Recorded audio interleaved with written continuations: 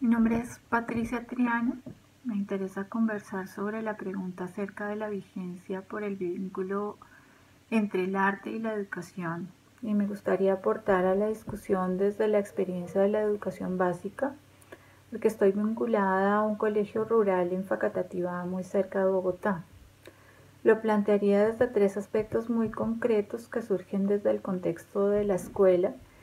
Y debo decir antes de empezar que considero que son cosas bien diferentes la educación artística en la escuela y la educación artística que espera formar artistas en una disciplina específica.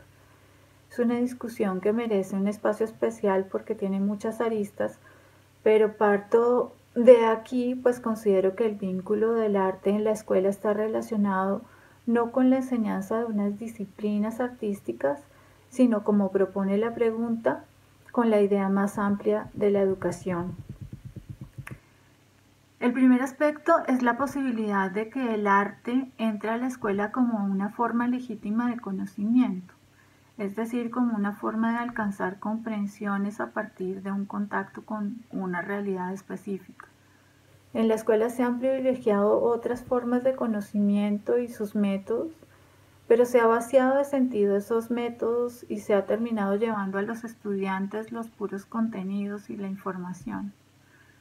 En ese sentido, recuerdo al profesor José Gregorio Rodríguez que me comentaba alguna vez su idea de que los saberes llegan muertos a la escuela y los niños terminan quedándose ante el cadáver del conocimiento.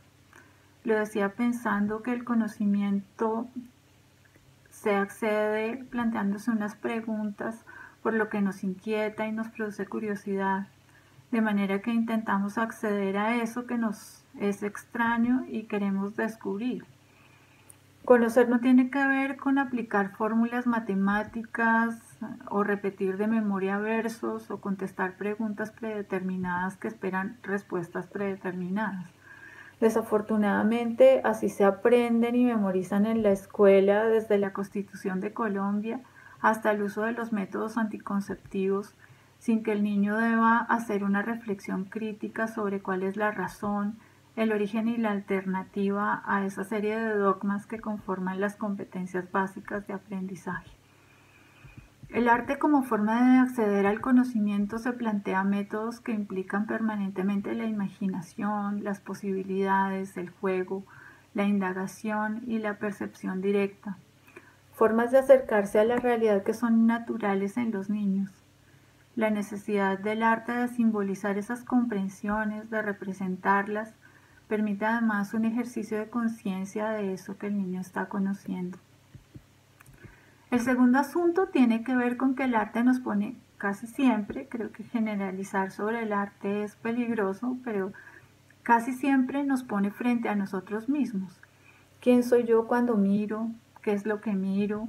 ¿De qué manera lo miro? ¿O lo escucho? ¿O lo siento? ¿O lo experimento? Esto resulta importantísimo en la escuela, que un niño se reconozca a sí mismo como sujeto que conoce. No digamos que aprende necesariamente, pero que conoce. Y que lo hace desde un espacio, un tiempo, una cultura. En casi cualquier forma de trabajo con el arte en la escuela ocurren este tipo de preguntas.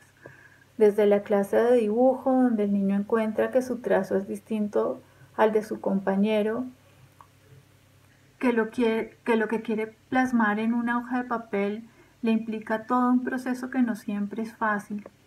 Hasta en la clase de historia del arte, donde la pregunta tiene que ver con un artista o unos artistas en un tiempo determinado, en un territorio determinado, que plasman en sus formas, sus colores, su lenguaje, esa historia en la que se encontraban inmersos en un momento dado y se sitúan ellos mismos ante ella.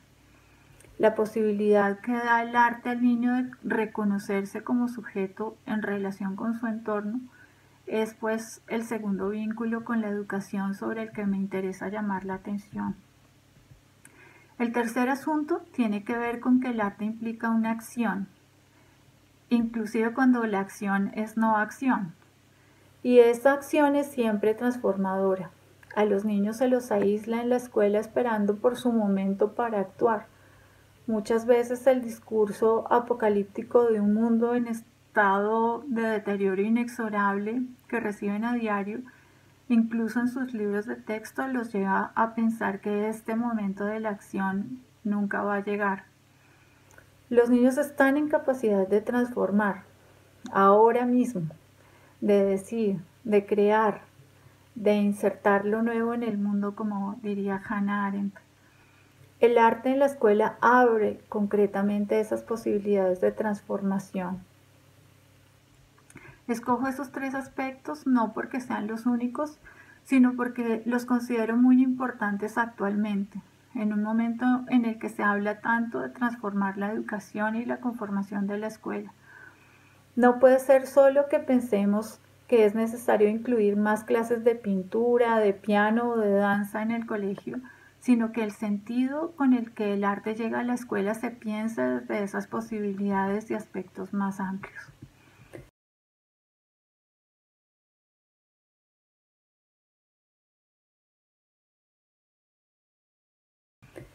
Sobre la pregunta en relación a las palabras,